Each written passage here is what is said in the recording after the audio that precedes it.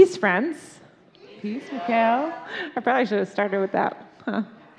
Yeah. Okay, I'm Mikkel. I am the pastor here at our South Lansing campus. It's wonderful to see all of your beautiful faces this morning. Joining me as my co-host is Tiffany. Hello, guys. Good morning. Yeah, Tiffany is our worship arts producer. Yep. Right? That's the title. We're going to have a good morning.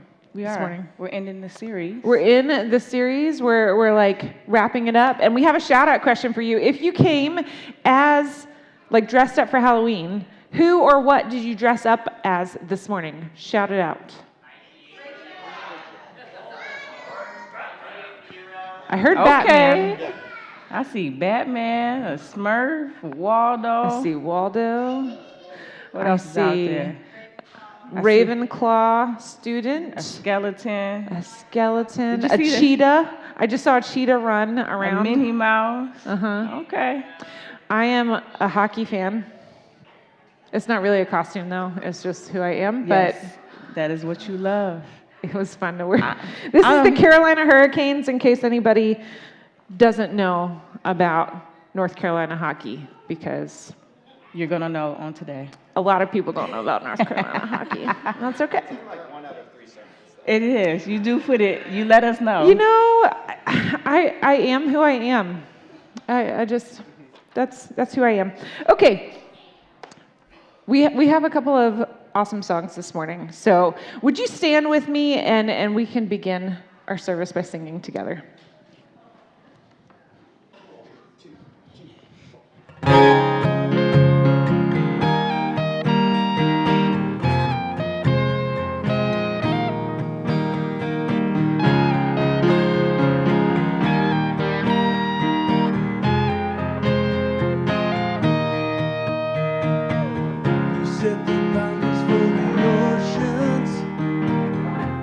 Command the wind and waves, standing over every season. God, you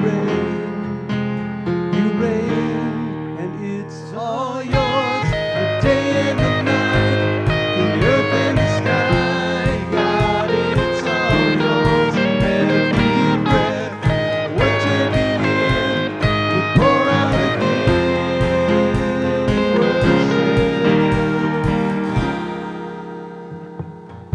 God, you offer our beginning. You have numbered all our days. Your love for us is everlasting beyond the grave. You reign, and it's all yours. The day and the night, the earth and the sky. God, it's all yours. Every breath we're taking in, we pour out again.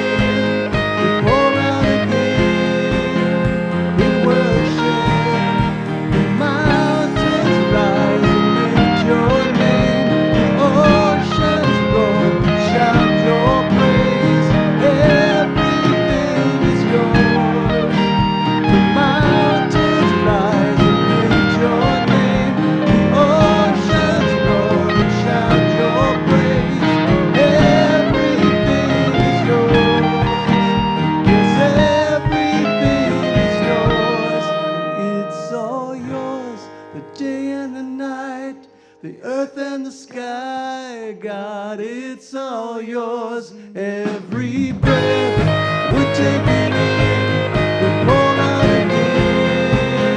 We worship, it's all yours. The day and the night, the earth and the sky, God, it's all yours. Every breath we're taking in, we pour out again.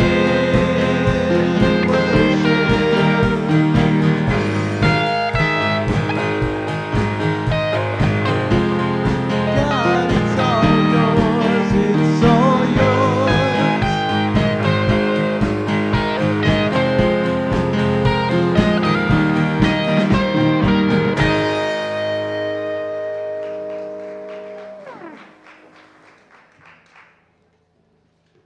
just want to read this little poem from our study book, just a short little poem. I wish I could draw you a map of the next steps, the next conversations, the next brave truth, the next fumble, the next apology. Wouldn't it be nice to know what's coming? Wouldn't it be nice to prepare our hearts? But I don't know where to go from here.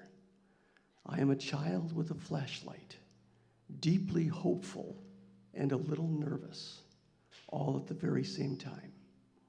What I do know is I don't want to go anywhere without you.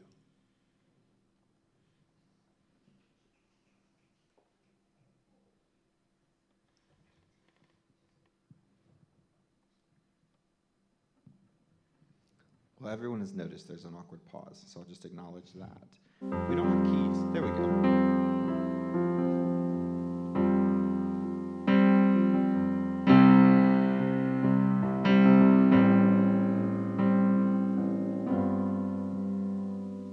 Take me back to the garden. Lead me back to the moment I heard your voice. Take me back to communion. Lead me back to the moment I saw your face. It was all so simple. It was easy to love. No space between us. It was easy to trust. You are closer, closer than my skin. You are in the air I'm breathing in. And here's where the dead things come back to living. I feel my heart beating again. It feels so good to know you are my friend. And this is the garden. Here in the place I find you close. This is communion. Here in the place I'm fully known. It was all so simple. It was so easy to love. No space between us. It was easy to trust. You are closer, closer than my skin. You are in the air I'm breathing in. And here's where the dead things come back to living. I feel my heart beating again. It feels so good to know you are my friend.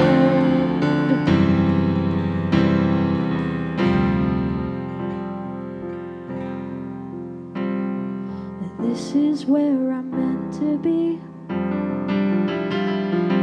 Me and you and me. I don't have to prove a thing. You've already approved of me. This is where I'm meant to be. Me and you and me. And I don't have to prove a thing. You've already approved of me. You are closer, closer than my skin. You are in the air I'm breathing in.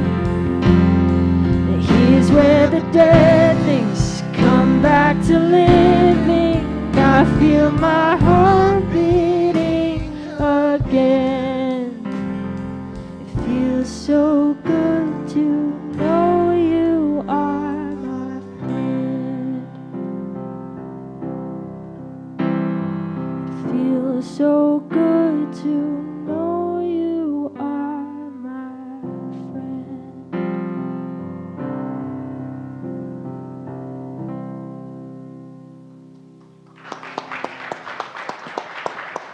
Oh, thank you to our band for leading us this morning in music. You can go ahead and have a seat. That was awesome. That was awesome. Kids, you can go on up to Kids Creek. Oh, look at all those kids leaving. They're going to have, that sounded bad. I didn't mean it like that. I love to have them in worship too. I love when they are making noise in the service. That's, sheesh. It's one of those days. I'm just like, oh my gosh. Woo-wee. They're going to have fun up there though. It's going to be good. When you came in, you should have gotten a program. And in that program is a connection card. Look at these beautiful connection cards. They're so pretty. You see them? They're so pretty. So Okay. make sure you keep hold of that. We'll come back to this after. Yeah, you can write your name and your email address on that. And then we'll come back to this at the end of the service to give you more instructions on that. And I want to invite you to take out your cell phones, snap a selfie. We're going to snap. Here we go. All right. And you know what? If you take a picture with our Halloween backdrop and tag it SCCMI, you can be entered. Oh, sorry. You can be entered into our costume contest. I have no idea how we're going to judge this yet. So I know there's going to be so many good choices. there's going to be a lot of good choices. You have to be in front of our Halloween backdrop and tag us with SCCMI, or you can email it to us, okay? So if you don't have social media, you can still participate. And then next week, we'll announce who wins the costume contest / selfie of the week, okay? Our selfie of the week this week is Lou and Jen. Lou and Jen were here last week, yay! And Lou jumped in last minute to help serve communion. And It looks so cute. They're so cute. All right, so if you do all that, maybe next week you could be selfie of the week. So this week we're wrapping up our series. Yep, I've been meaning to ask, and you might be wondering what we're going to talk about because we had the 4 questions, and this is our 5th week. And what else could we ask? What else might we be talking about? So this week it's a conversation message, and it's Tom and Mark and I talking. And so I'm not going to tell you what we're going to talk about. We're just going to start the message, and so you're gonna find out as we watch. So the message begins with this. Some of our best conversations start with good questions. Questions we've been meaning to ask. Questions that keep us curious, and questions that lead us deeper into courage and connection. We've crafted this series around 4 guiding questions. I've been meaning to ask, where are you from? Where does it hurt? What do you need? Where do we go from here? These questions aren't surface level. They invite us to tell our stories, share our pain, care for one another, and dream about a new way forward together. Join Sycamore Creek for this 5-week series on Sundays in October, and join a small group this fall to explore these questions deeper.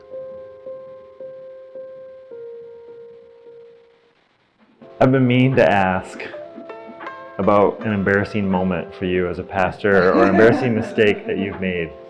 Tom, get us started. Introduce yourself, your name, your campus, and then what's an embarrassing moment? Like on a scale of 1 to 10, how embarrassing, like embarrassing, like you can take it anywhere you want, anywhere on the like scale. Wounded by it, and yeah, I've never shared it before, or no, just Okay. keep it light. Okay. Speak from your scars, not from your wounds. So There we go. there was this time that the annual meeting of United Methodists in the state of Michigan was meeting at the Breslin Center here in East Lansing. And we as a church were doing a church in a pub demonstration just down the street at Harrison Roadhouse. And we had 100 people signed up for this thing. I mean, it was like, we were one of the displays of like cool things that are happening in Lansing with United Methodist. And Jeremy and I worked really hard with Harrison Roadhouse to build the relationship and craft this like worship service. Yeah, set up the sound, the presentation, the TV, the food, everything. And about 20 minutes before the service started and everybody's like coming in, the electricity in that part of Lansing goes down.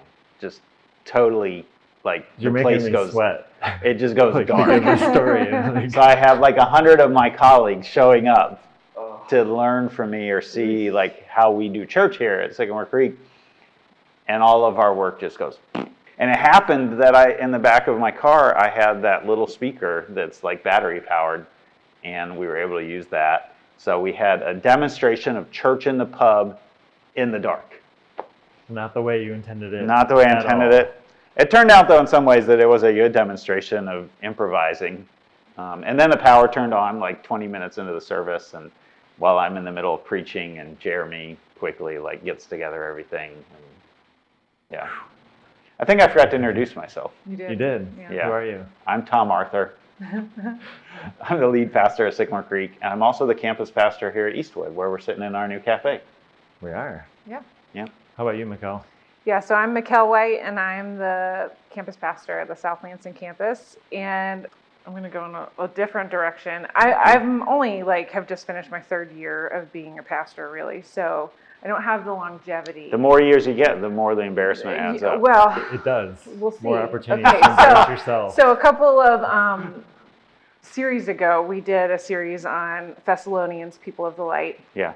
And we had various topics, living faithfully, and then there was a talk on sex, and then there was a talk on the end times and eschatology, which is a fancy way of saying the end times.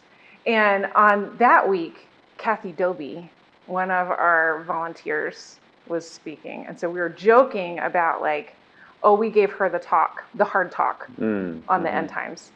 And I was like, well, last week I had sex. And one of our volunteers from the back was like, I did too! I was like, oh. So that was a little embarrassing. Yeah. Yeah. Thankfully, that was during the run-through. That was not during the actual service. Man, So I I only embarrassed myself. I was going to go back and check the tape, but maybe I not. only embarrassed myself. Open in front of mouth, our insert volunteers. foot. Yeah, Yes. basically. How about you, Mark? Well, I'm Mark. I'm the campus pastor of Sycamore Creek and the executive pastor of Sycamore Creek. And many years ago, we were doing church in a diner. And we were at Jackie's Diner. And I was really excited to preach there. And I got really, really into the message. And I was talking about how God really cares about each one of us. And God cares about the whole of who we are. And so much so that he sent his son. And it just shows us that God is willing to, and I meant to say, fight for our hearts. But what came out was God farts. And as soon as I said God farts, I lost everyone. We all started laughing. Now, maybe at that moment I was saying something theologically profound because, it was pointed to Jesus' divinity, but... I so wish that you had made the same mistake right now. Same mistake right Yeah, now. like you were saying. And what I meant to say is God, and then you said God farts. God farts again. Whatever. Yeah, it was You're just better once. prepared this time. I'm much better prepared this time. So today I'm hosting a conversation between the three of us, and we're wrapping up our series, I've Been Meaning to Ask. Mm-hmm. And so throughout this series, we've been looking at these different questions, and we're using those to cultivate courageous conversations. And that's kind of what we're doing today, a courageous conversation. That's why we started out with our embarrassing moment. And so throughout this series, we've looked at where are you from, we've talked about where does it hurt, talked about what do you need, and we've talked about where do you go from here. And today we're going to take those 4 questions and we're going to direct them at Sycamore Creek, and we're going to have a conversation I've been meaning to ask about Sycamore Creek. Okay.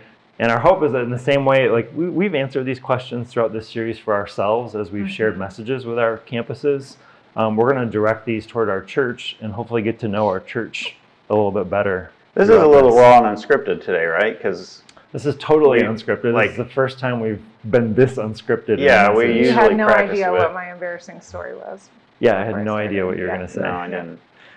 Now, as a reminder at Sycamore Creek, our mission is to ignite authentic life in Christ and fan it into an all-consuming flame. And we're all in, each of us, on the mission of our church. So our first question that we've been meaning to ask about Sycamore Creek is, where are you from? And I think, Tom, you've been a pastor the longest of Sycamore Creek, so you're a good person to answer this question. Tell us a little bit about where is Sycamore Creek from? Yeah, so Sycamore Creek was founded in 2000 by a rebel grandma, Barb Flory, who wanted to plant a church such that atheists, which she was at one time an atheist, would feel comfortable being at. And she was appointed by the bishop to Holt United Methodist Church to build a launch team, and in November of 2000, she had 40 people that launched Sycamore Creek. And it started out at Lansing Christian School. She retired in 2009, and I started. I was the second pastor. It's kind of tough spot to follow a founding pastor, but I survived the first couple of years. When I first came, we were meeting at Lansing Christian School, and I got immediately asked, when are we going to get a building?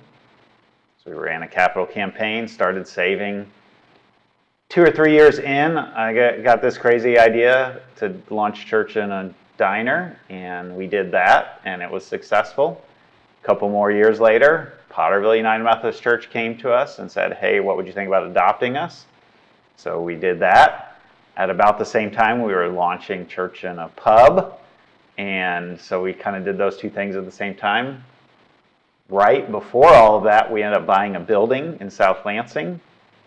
So then we ended up with 2 campuses, one in Potterville, one in South Lansing. For a while, we had church in a pub and church in a diner.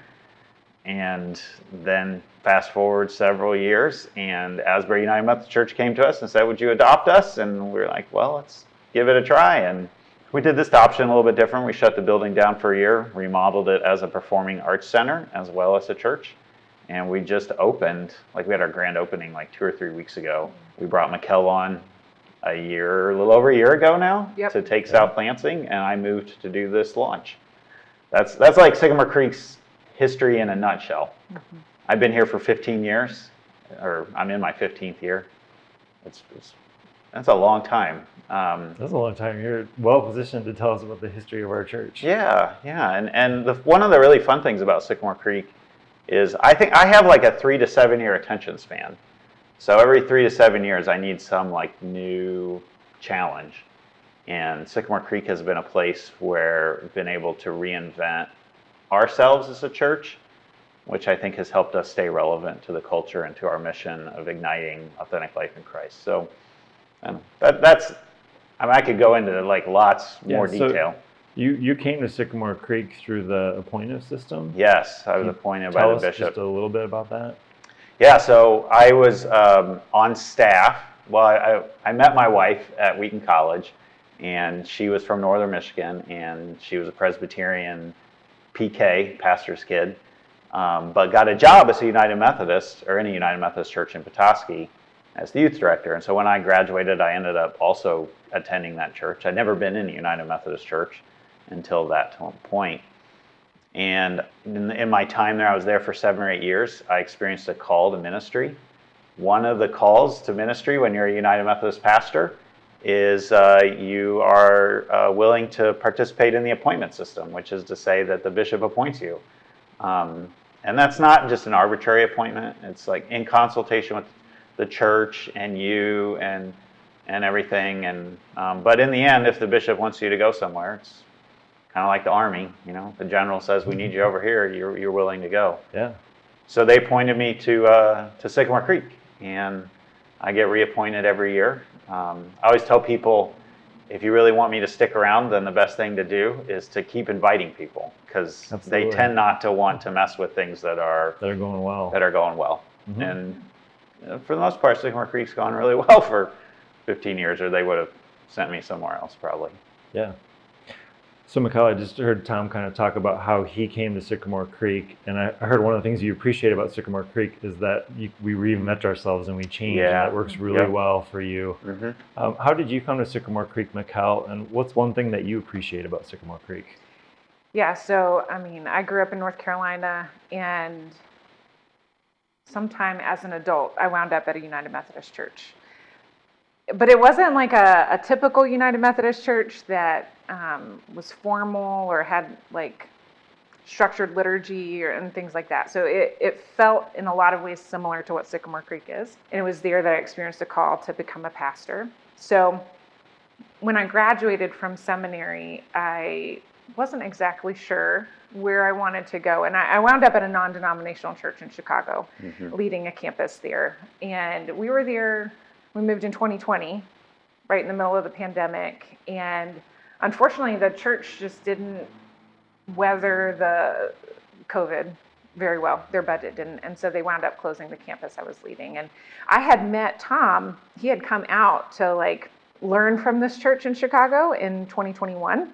And we had had a conversation. I feel like we both kind of learned from each other. We became Facebook friends. And so I didn't know I was on a recruiting mission. Right. I was just going there trying to learn from this big multi-site. Yeah. And I didn't know that I would be looking for anything in a year after that. So when I realized that my position was being eliminated, and that Tom and his church was looking for a new campus pastor, I was like, let me check that out. And it wound up being a really great fit as someone who went to a Wesleyan tradition, like a United Methodist approved seminary. Look at you. You right. got the language down. But had so much experience in sort of less traditional model churches. It just wound up being a good fit. So I came here a little over a year ago, and I have really, really appreciated how Sycamore Creek is in the community in really substantial ways, and not just waiting for the community to come to the church. And then when people do come to the church, that it's welcoming and offering a place of belonging for people. So I've really appreciated that. You just passed a big milestone, though, Oh, yeah. in the appointment system. Yes. So after being here for a little, like a year, I was eligible to be appointed by our district committee on ordained ministry. And I am officially a licensed local pastor appointed to Sycamore Creek. Congratulations. You're not That's just exciting. a direct hire now. You are officially appointed. I'm officially a pastor. So you can That's preside great. over the sacraments at Sycamore Creek, and you don't have to have me standing there beside you and all that kind of I stuff. can do communion all by myself. All right. Well, with God. It's not Yes. really by myself, Yeah. but you know what I mean. Absolutely. That's Yeah. fabulous. Yeah. Yeah. Super How about you, exciting. Well, I grew up in the Grand Rapids area, and I grew up going to the Christian Reformed Church. And when Jan and I moved to Lansing, at some point in our journey through grad school, we were looking for a church here in the Lansing area. And we stumbled upon Lansing Christian School, which is where Sycamore Creek was meeting. I had no idea Sycamore Creek was United Methodist and what I was getting into. But I love the church. And what I mean by that is I love the people. I love the way that our church lives out its faith. I was really attracted to that. And Jan and I connected with the church. I had no clue at the time, as I was finishing up my PhD, that it would lead to me becoming a pastor Right. of this church. But that happened through our adoption of Potterville United Methodist. And through that adoption process, I experienced a call to become a pastor. And I've now been a pastor of Sycamore Creek for 7 years. And when I think of Sycamore 7 years. 7 years. You've been 7 years. Yeah. And you say that, I don't remember this part of the story, but you've said it enough times that it must be true. That You keep on trying to block it out, but I won't let you. I called you and said you had 24 hours to decide. You did. You called and said we were thinking about exploring an adoption, and you knew that I was wrestling with a call to pastoral ministry, and you were like, is this the opportunity? And, we need to let the cabinet know because they're trying to figure out what they were going to do, and you let me know by tomorrow what your choice is. Wow. Yeah. 7 No years later, pressure. here you are. And yet it was a no-brainer. Like, it took Jana like 15 minutes to realize this is where God is leading us. And I'm so happy that I made that decision. Yeah. Now, I do have a science background, and one of the things I really appreciate about Sycamore Creek is that we're able to engage our faith with our minds. And I love that this is a place where we can ask questions and we can look at multiple perspectives and that we can wrestle with things together Given my science background, that was really important to me for a faith community. We're going to pause a couple times today during the message for discussion, and we have a first discussion question for you, and that is, tell us about how you came to Sycamore Creek. Let's take a moment, turn to someone near you, put your answer in the comments. Let's answer that question. How did you come to Sycamore Creek?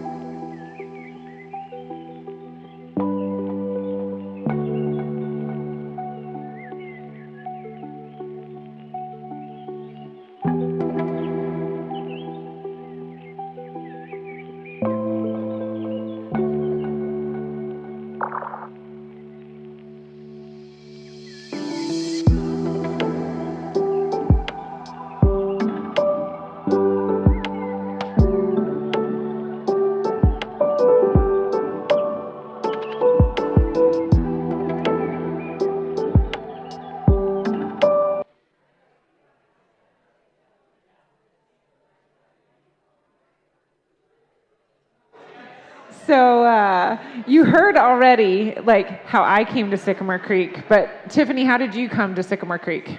So I met Tom and Sarah like several years before coming, way before COVID. Yeah. Because they were on sabbatical. So you know how like sometimes when they go on sabbatical, they choose to do their sabbatical at a church of their choosing. Mm-hmm. So that's how I ran into them out in the community. And then I ran into them at a conference that was at the Kellogg Center. Okay. And so me and Sarah connected on writing and books and talking about seminary, and we kind of left Tom out of the conversation. We were having such a good time. But I got to know Tom later on, and someone told me about the position that opened up here for the worship producer. I had just got let go from a position. We just had Piper. So I decided to go for it. I did not think I was going to get the job. I just did it because someone told me to fill out the application. So I was like, I'll fill it out. Okay. And so I got past each interview round. And I don't know if there's some people out here that was part of my interview process. But I just was very candid and honest during my my interview. And that's why I thought I wasn't going to get the job. Yeah. Because, in interviews, you're all poised and... Right. Best foot forward and all that This stuff. one, I was just like, hey, how y'all doing? This is me. I'm like, really don't care. No, I'm just playing. But I cared. I had a seminary background, and I just, you know. So that's one thing I like about Sycamore Creek. You guys accepted me as who I wanted to present myself, which is just me. Without code switching, without trying to be different. We're so glad that you're here. I can be my beautiful Black woman self, and just kind of like how Mark talked about, he comes from the science, and so he can implement that into his preaching style. So a lot of times when I preach, I talk about my entrepreneurship. That's my lens that I'm preaching through most times, entrepreneurship or through motherhood. Yep. Yeah, we're really glad that you're part of our team. Yeah, I'm glad to be here. I thought it was so funny in what we appreciate about Sycamore Creek that Mark talked about being curious, Tom talked about being creative, and I talked about being compassionate. And that wasn't on purpose, but that's just... Our powers combined, Captain. That's what I thought about listening to that. That's amazing. That's who we should have dressed up as for Next year. Next year. All right, let's continue on to the next segment of our message.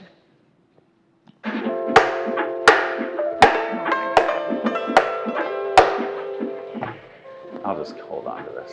Okay, that's a good idea. When I don't like something when you said, I'll go. So the second question that I've been meaning to ask about Sycamore Creek is, this is a serious one, where does it hurt? And I'm going to ask you to answer for your respective campuses for this one.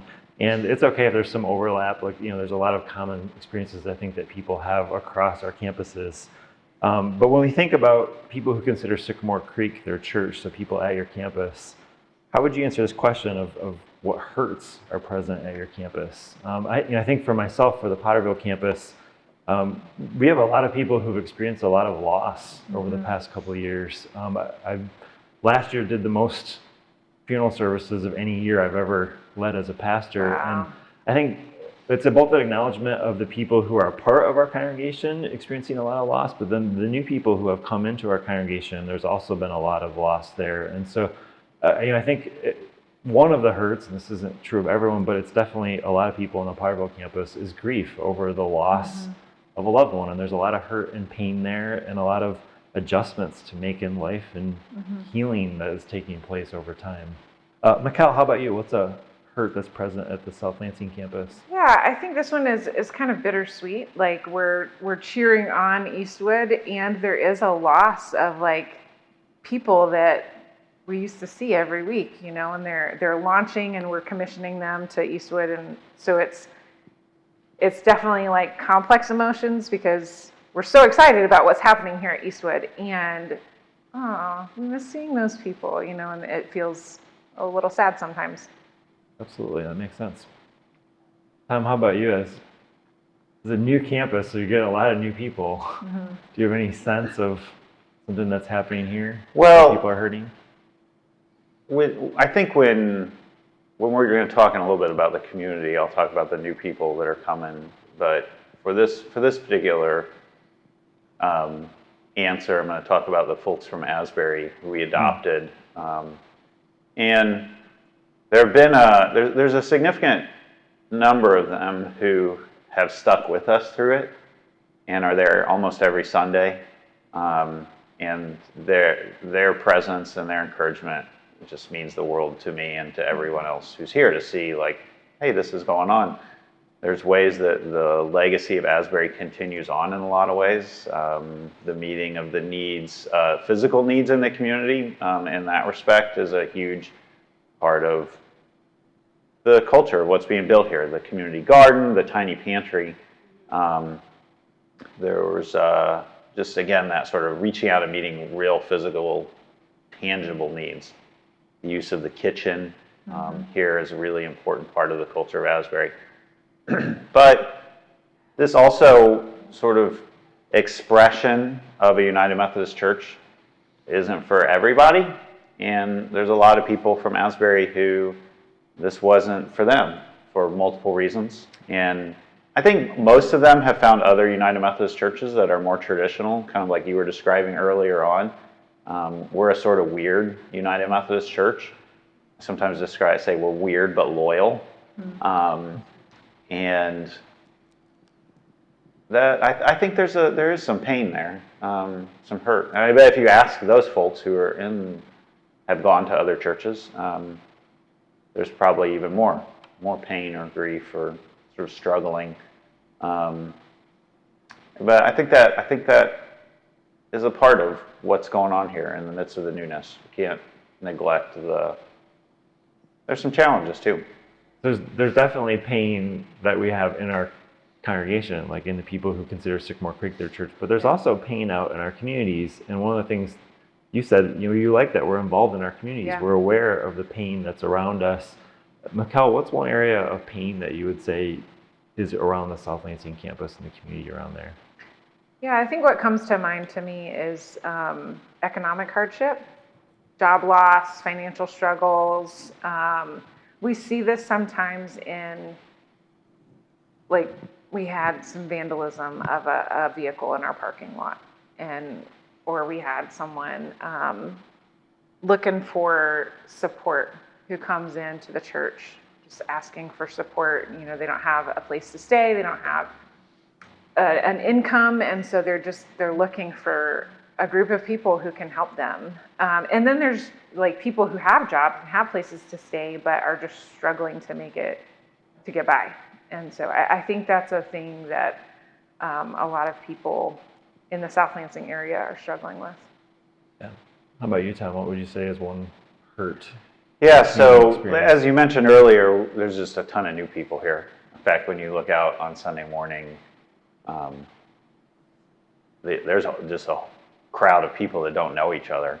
One of the groups, or I think the sort of needs that we are meeting as a church, is a hurt around people who haven't given up on God, but they have given up on the church. Or they're like, there's a thread left.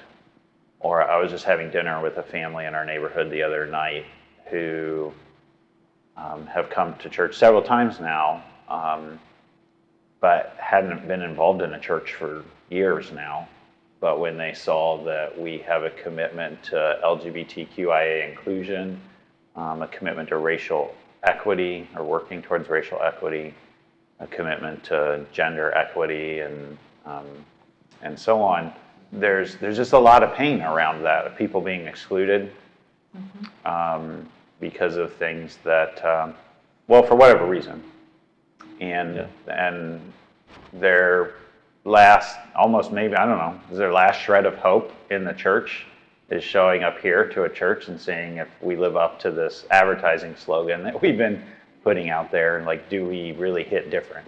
Yeah. Like, they're longing for that for a church. There's pieces of it that they miss. The community, a group of people who are seeking justice and seeking Jesus all at the same time. But there's so much baggage that's been accumulated that they're like, is this church just going to be more baggage? And I've had a lot of people say, you guys really do hit different, which is, that's fabulous to hear. When people tell me that. I'm sure not everybody.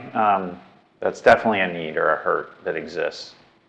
Well, I think of the Potterville area, I think what you were saying, Mikkel, resonates with me. In Potterville, there's a lot of people who just don't have the resources they need to be successful in life, and they're struggling to make ends meet. I think one of the reasons we have the Potterville Food Pantry is we're hoping to create margin for people, whether they actually need food or not. To not have a food bill or to reduce a food bill creates margin where you can then spend that money in other places.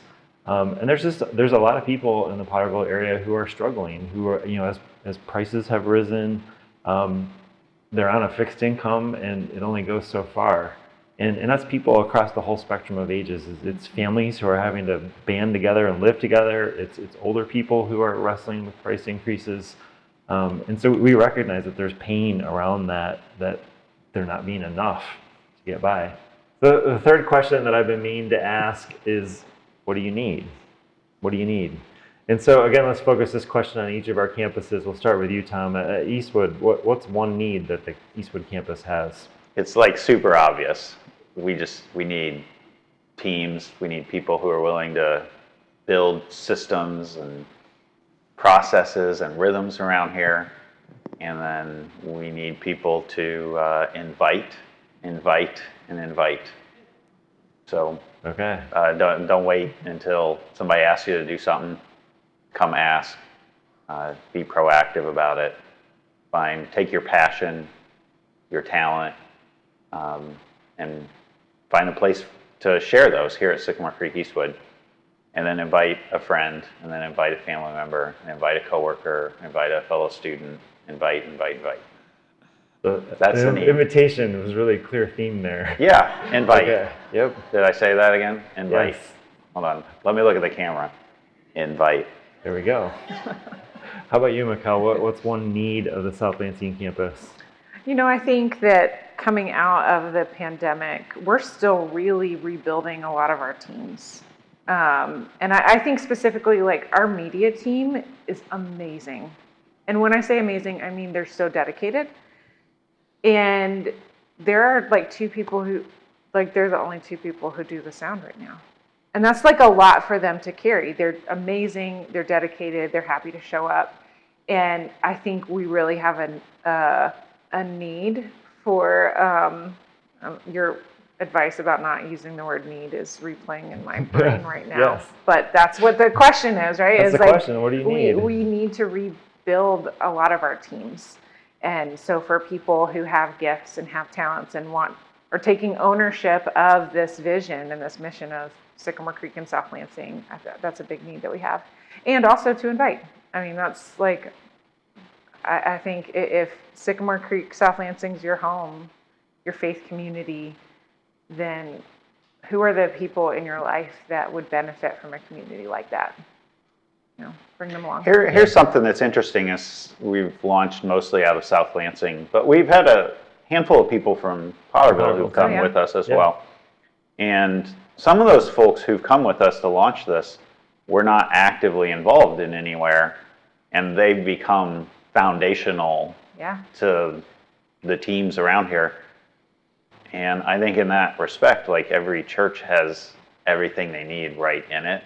It's just creating the opportunity or the sort of sense that what you have is something that can contribute in amazing ways to our mission. You can partner with us by using it here.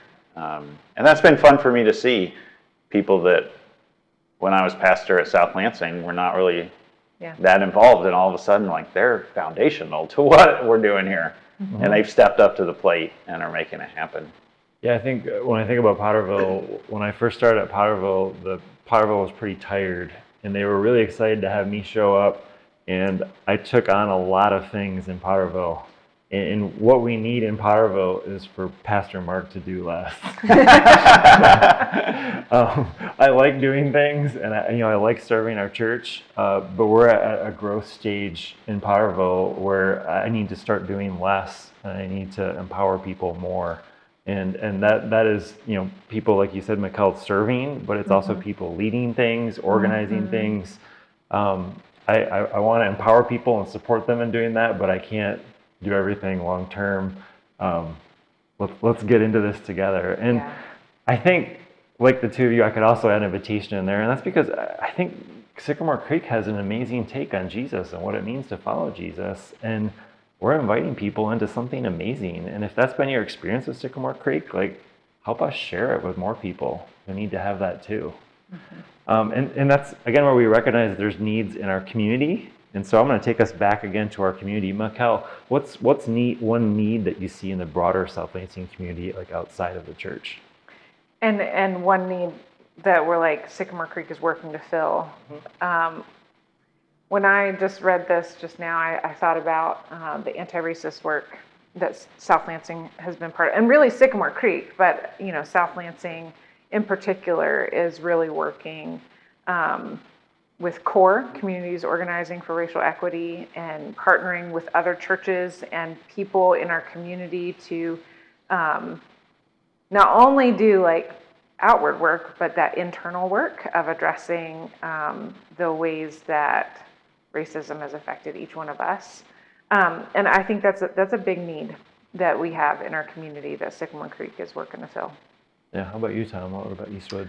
Well, one of the things that we've done here at this campus is really we've remodeled the building to be a complete asset to the community and meeting that need in all kinds of ways, that some of them that are surprising to me. But the first and primary one was our relationship with community theater groups. So we remodeled the sanctuary as a performing arts center, stage one. But I'm just finding, I get calls or emails constantly like, could our thing happen here? The jazz department at Lansing Community College is going to do their performances here. We've had some dance groups in the area that want to do their dance performances here. We've had some other faith communities that have reached out to us and said, hey, could we maybe meet in your space? I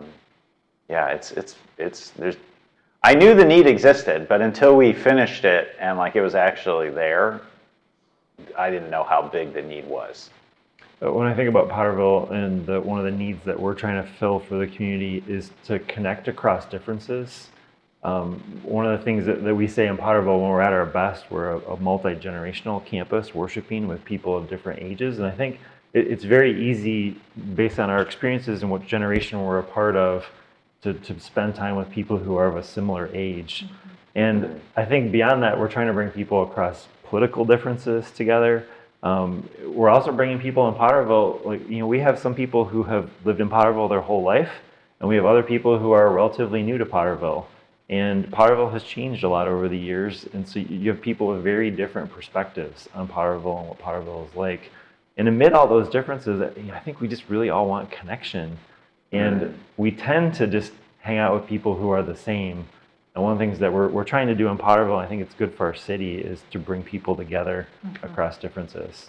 I think that's one of the beautiful things about Sycamore Creek, is that it is a church that has a foot in the city, a foot in the suburbs, and a foot in rural or sort of town and country. And that gives us the chance to practice building relationships that our broader nation and world needs. We get the chance to maybe be a little demonstration plot for how to have those relationships across those differences in a different kind of way. Yeah. So again, we're going to turn it back to you and give you an opportunity to discuss and reflect on this. Our next question for discussion is, what's one need that you need to have met at Sycamore Creek? We all come to Sycamore Creek with different needs, things we're looking for. Turn to someone next to you or put it in the chat. What's one need that you need to have met at Sycamore Creek?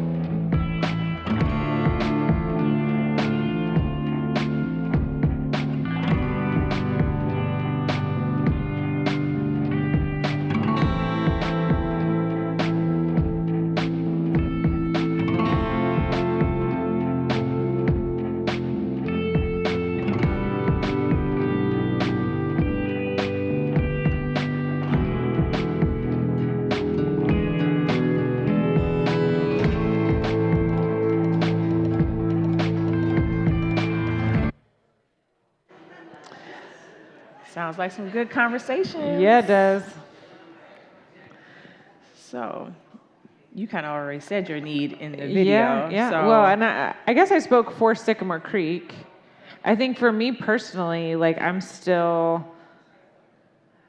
come from some spaces that all of me was too much for the space. And so I got pretty used to making myself small, or I'm not going to touch that subject because people are going to be offended, and then I'm going to get slapped on the wrist.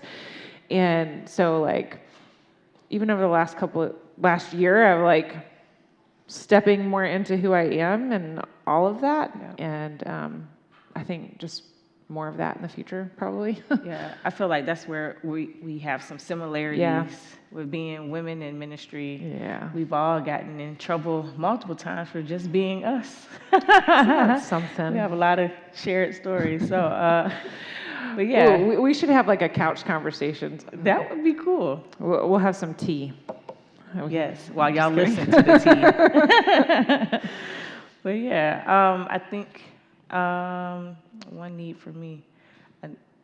You're saying just kind of what you're longing for is a break, a pause. Yeah, to learn new systems. Yeah, I'm learning a new system for here, and I'm learning a new system for my studio. Yeah. And learning while still living, that's easy. The hard part right there. That is a very, yeah. You just crave naps. Oh gosh. I love a nap. I'm going to go home and nap. They shouldn't have stopped that in kindergarten. They should have kept that going on. Oh, man. I mean, some students never stopped. It's true. That was not okay. Anyways, let's continue on with the next segment of our message. But don't take a nap while I'm doing this. Oh.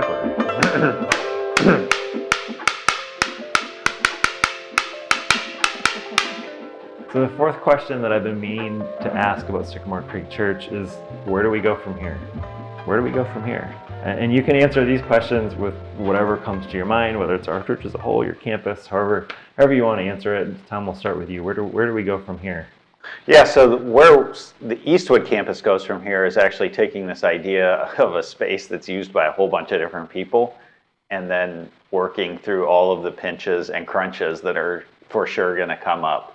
Pinches being small broken expectations, crunches being big broken expectations, or lots of little ones that add up. When you have different communities all trying to inhabit one space together. And Sarah and I have a lot of experience navigating that because we've lived in some form of cooperative living or we practice in Christian hospitality. For most of our 26 years of marriage, we've had somebody else living with us in our house, or we lived with multiple people in our house besides just our biological family. It reminds me of in those settings, a lot of times there's a poster that's in the kitchen, hanging on the kitchen, that says everybody wants a revolution and nobody wants to do the dishes. Mm-hmm. And the revolution at this campus is, hey, we just remodeled this to be more than a church. And then the dishes are going to be, how do we take care of the building in a way that doesn't just serve ourselves, but serves the rest of the people who use it. And sometimes that's going to mean doing the proverbial dishes that you didn't dirty. Or vacuuming the floors, mopping it, taking the trash out. Like, there's a million things that are going to come up. And doing like what our role renegotiation model says, which is you go back to the beginning and you role renegotiate the expectations when there's a pinch and a crunch. And at its best, the role renegotiation model and that experience happens with planned, like where you plan regular times for renegotiation and you don't just have to wait until expectations are broken or enough of them add up that you're frustrated. That's where we're going to go as a community. I kind of left the question open-ended so that I could answer it open-ended.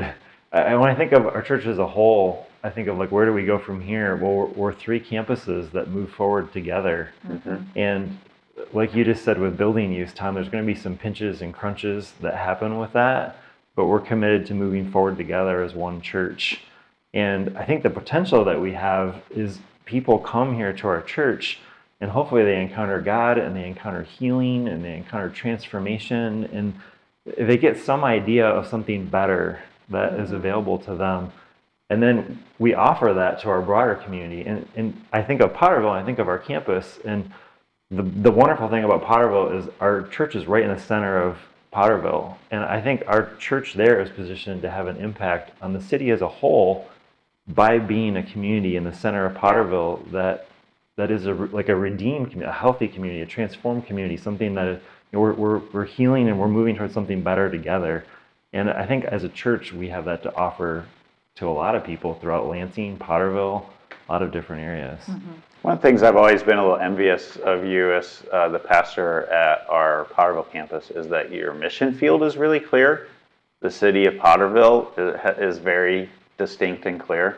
When you're a pastor in Lansing, it's like, what exactly is the mission field? And I think at our Eastwood campus, that's become really, really clear. But it's still not quite as geographically clear. That's true. As it is in Potterville. So I think you're right. Like our Potterville campus is like you were the community center before Eastwood was trying to do that in a much more dispersed mission field. Yeah. So how about you, Mikkel? How would you answer this tricky question of where do we go from here? Yeah. So, I mean, my sense is sort of a combination of what you both are saying. And also, so we're hosting people in our building quite a bit. the theater groups who are performing here at Eastwood are rehearsing at South Lansing. And we're hosting like a neighborhood craft group and what else are we hosting? Like the neighborhood association meeting. And it seems like when I'm there on a weeknight, there's frequently like 2 or sometimes 3 community groups in our building. And so like one really practical thing is we're working to make our basement level like more welcoming and inviting. And so that's like super practical, but I'm sure we'll have pinches and crunches just like Eastwood will. And I think that one of the things that I'm sensing about South Lansing is that I don't want to say we're in an identity crisis. I feel like that's a little too dramatic, but what is our mission field? Who are we? Like, what are we about? Because we're doing a lot of the same things that Eastwood is doing, but it seems like Eastwood is going sort of a step further with it. And so who are we? What are we about? Obviously, it's the mission of Sycamore Creek, igniting authentic life and fanning it into an all-consuming flame. Yes. And how does that look on a week-to-week basis? And some of that is probably me being here for a year and like me still figuring that out. But I think with this transition of Eastwood launching, there's like a fresh question that's being asked. And I think that's part of where South Lansing is going in the future, is like answering that question together. So as we've been talking today, there's ways that people are going to influence each other as they have conversations and reflect on what we're talking about. And maybe those will be even more important than anything that you and I might say. We have one final question for discussion here. And the final question has to do with spaces. Now, I'm going to say spaces in quotes because I don't necessarily mean geographic or physical spaces, but they could be people groups, things like that. What's one place where you think that Sycamore Creek needs to go from here? Where do we need to go as a future? I'm going to give you a moment to turn to someone near you to put your answer in the chat. Let's take a moment and discuss that final question.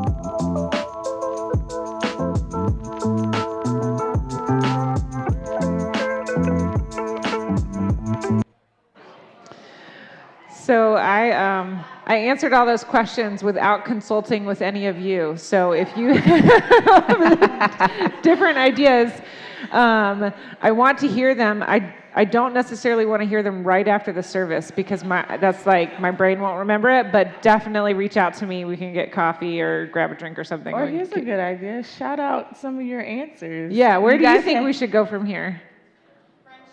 Friendships. Church in a, we have church in a church this morning, but maybe we'll have church in a diner, or church in a pub, or church in a nature center. Celebrate recovery. That's a good one. Expansion of the kids program. I like that. Cool. All yeah, right. it's a little bit what we were discussing up here. I told her since I've been here, it's like we've been morphing into different forms of Sycamore Creek. Because you came on during COVID. During COVID, yeah. So I had to learn what happened before COVID. Yeah. And then go through COVID. And then it's like hearing from a lot of you guys, there's a lot of good things that you guys love. liked to do before COVID, and then there was things that we did during COVID that was very creative that we want, but then there's some things that we don't want to keep anymore because we're no longer in that stage. So it's kind of like marrying what was before with what we went through to make what's new to come. So yeah, I think that's a good point of more conversations to figure that out. I'm looking forward to having those conversations. Yeah, you can meet Mikhail at those coffee yeah, we have coffee coming up on Thursday, November 2nd at Blue Owl. So if you want to talk more about that, show up there and we'll chat. All right, let's continue. We have one more segment this morning in our message, so let's continue on with that. Clack on, clack off, clack on, clack off. So as we move forward as a church, we're 3 different campuses, but we're one church, and we hope that you got to know our church a little bit better today. We hope that you got to know each of us and the ways we're experiencing our campuses a little bit better as we move forward as one church to ignite authentic life in Christ and to fan it into an all-consuming flame. This series has all been about questions, and we want to continue to ask questions as a church, to wrestle together. We're curious. We also recognize that there's a lot of hurts and there's needs that are present within our church and in the community around us, and we're going to continue to show compassion to each other. And we're going to continue to try new things. We're going to continue to reinvent ourselves, as you mentioned, Tom, and we're going to continue to work to be creative. And hopefully we're going to continue to move forward together as a church and doing all those things. And one of the ways we're going to move forward together is next week we're going to start a new series called The Greatness Principle, and we're going to be talking throughout that series about serving, and look for lots of opportunities throughout that series where you can get connected and be a part of serving here at Sycamore Creek. We hope to see you again next week. With Choose Your Own Adventure announcements, you walk through the darkened hallway. There's a card on the ground. You pick it up. It says your name and email address. The handwriting looks familiar. There's a light peeking through the bottom of the door at the end of the hallway. You can turn to check the door behind you. Continue filling out the connection card at sycamorecreekchurch.org/connect, or head to the end of the hallway. You fill out the connection card, flipping over to the back to fill out the next steps. And the door at the end of the hallway swings open, revealing a small blue bucket. You place your card into the bucket, and the lights flicker off and then back on. The bucket is gone, replaced by a fragrant mug of something warm. A ghostly whisper echoes through the room, wailing, "Coffee on November 2nd." You can drink the coffee, tip it over, or attend coffee with the pastor on November 2nd at Blue Owl Coffee in Rio Town. You tip over the coffee. This makes the most logical sense. I mean, it was just a blue bucket a moment ago, wasn't it? You hear something coming from somewhere. Music? Upstairs? The stairs creak under your feet. There's a draft somewhere, and then you see it. A door with blue and yellow lights shining underneath, and that music. You know music. You like music. You decide to be brave and open the door, and a skeleton band cheers. They're holding auditions November 5th after worship for the worship band. You promise to come back with your giving too, but it's time to get out of this creepy place.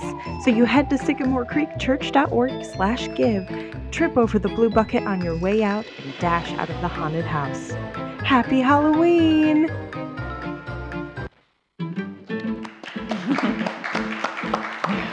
Carola with the spooky announcements.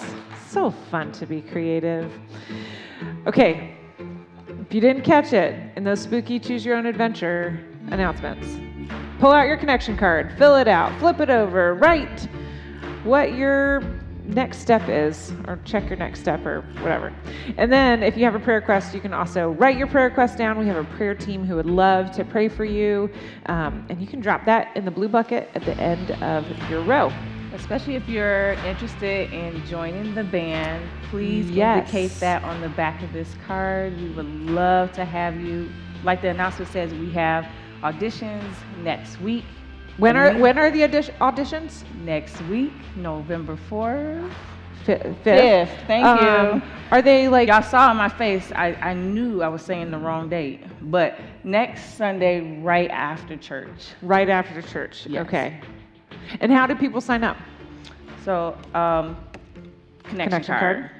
Please put it on there. They'll give that information to us, and we will email you with the songs for you to learn. Yep. And there'll be other band members. If you're part of the band, raise your hand. Woo-hoo. We appreciate you guys. Yep. And so many of them will be in the audition, so you won't be auditioning by yourself. Yeah, you don't have to stand up here and do like a solo. It'll be like you'll join the band You'll for be in the a midst song. of friends. And, yeah. Yep. So I'm not going to call anybody out, but there's some people here who might want to sign up for that. So. All right, so that's next week.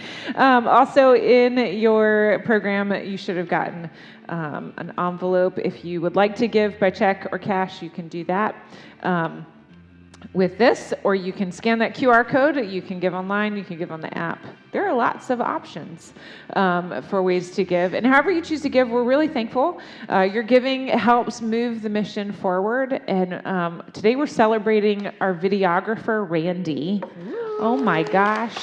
He does so much for us. He does. He was there filming our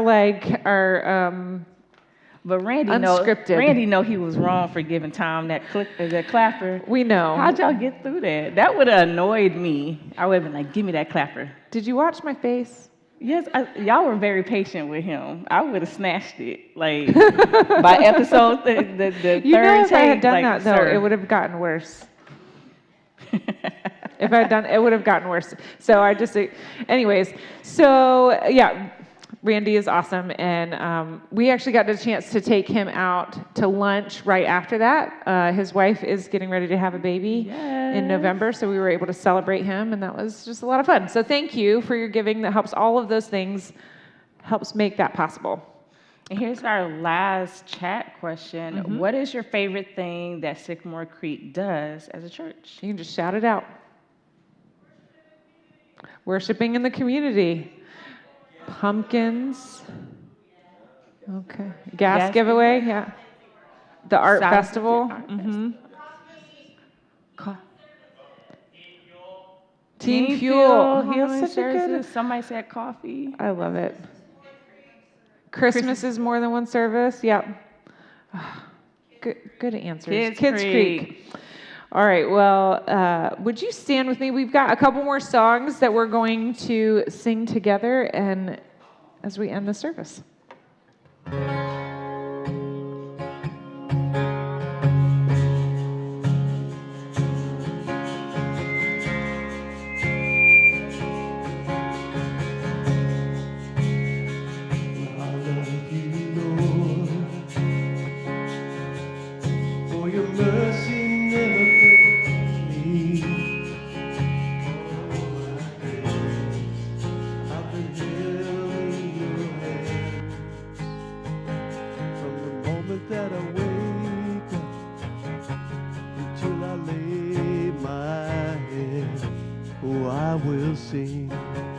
Of the goodness of God. 'Cause all my life you have been faithful, and all my life you have been so good. With every breath that I am able, oh, I will sing of the goodness of God. I love your voice. You have led me through the fire, and in the darkest night, you are close like no other. I know you as a father, I've known you as a friend, and I have lived in the goodness of God. Yeah. And all my life you have been faithful, and all my life you have been so good.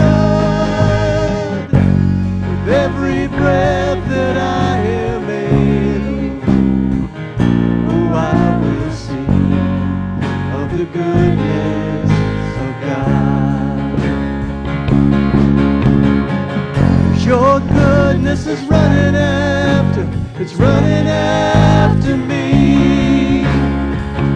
Your goodness is running after, it's running after me. With my life laid down, I'm surrendered now. I give you everything. Your goodness is running after, it's running after me. Sing it again. Your goodness is running after, it's running after me. Your goodness is running after, it's running after me. With my life laid down, I'm surrendered now. I give you everything. Your goodness is running after, it's running after me. All my life I have been faithful. All my life you have been so good.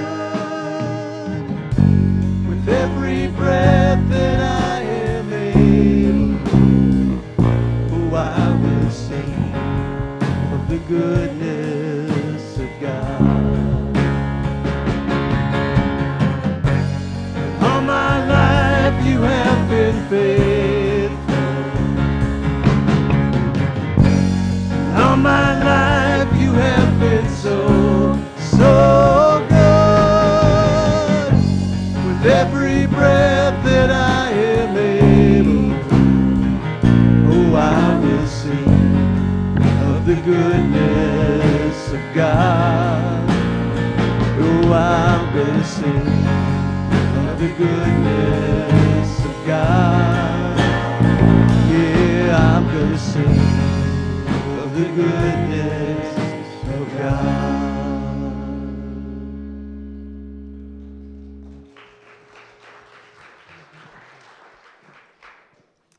You know, I sat under a teaching once that we talked about Old Testament scribes when they were translating or scribing out copies of the Bible. When it came to write the word, the name of the Lord, YHWH, that word that we pronounce as Yahweh, they would stop and they would go and take a bath and put on clean clothes and take up a fresh quill because they wanted to be as clean and as holy as possible before they would even write the name of the Lord. And in that same teaching, they told me that the way that in the original Aramaic, the way that you would pronounce that word is almost like an exhale. It was like a, that's the way you would pronounce that word. Do that with me. It'd get chills. And it occurred to me that at the end of a long day, or when you're feeling overwhelmed, or everything is just too much, what do? We give out with like a heavy sigh, right? Like a, oh. And it occurs to me again that what we're actually doing at that moment, unbeknownst to us, is we're calling on the name of the Lord, which is a beautiful concept to me. So let's sing about trusting in that name of the Lord with the song, I Trust in You.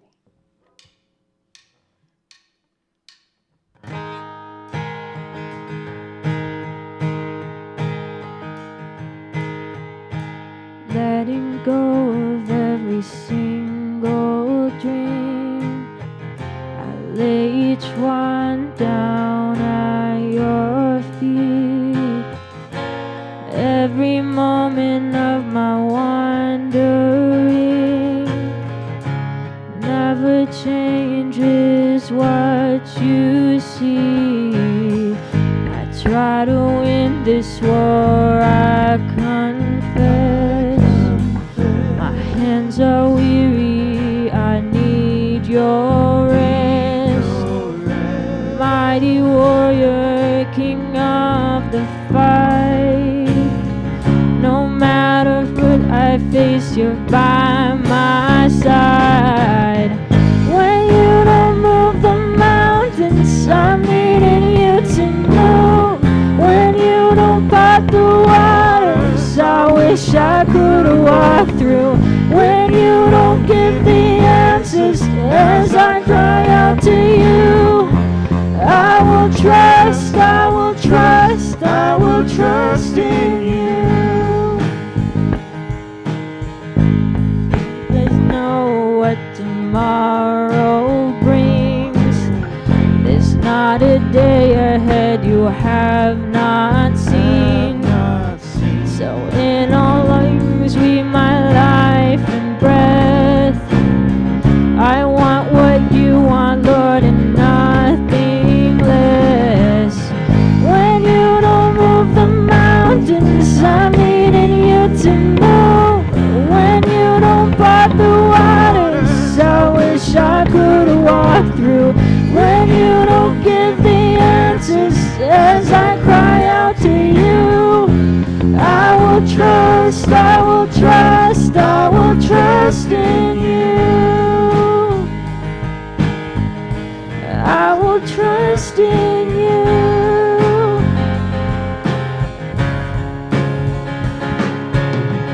You are my strength and comfort. You are my steady hand. You are my firm foundation, the rock on which I stand. Your ways are always higher. Your plans are always good. There's not a place where I'll go you've not already stayed.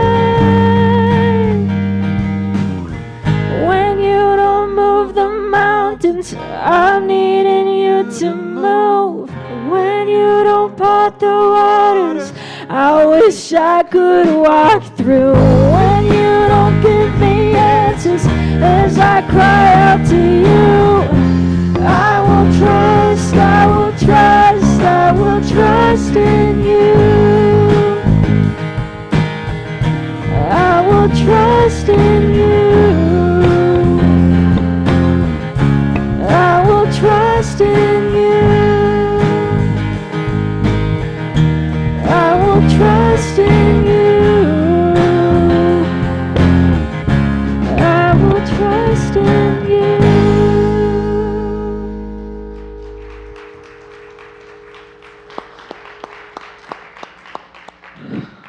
A little birdie told me that it's someone's birthday today. You heard that Barb Flory started this church about 20 years ago, a little bit more than that, and today is her birthday. We love you, Barb. We love you, Pastor Barb. Thanks for joining us this morning. Next week, we are beginning a new series. It is called The Greatness Principle. And so I hope that you'll come and join us for that next week. Until then, be curious, creative, and compassionate. You can go ahead and take a seat, though, because we are going to have a little tiny preview of this series. So go in peace. Deep inside each of us is a longing, a yearning for greatness. We want to know the world is different because we have lived. We want to make our mark.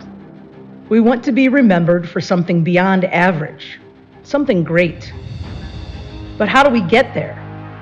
In this practical and inspiring series, we'll encourage you to take the next step on your journey towards a full, abundant life.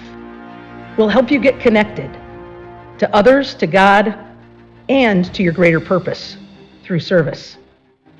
You can be great. You can matter.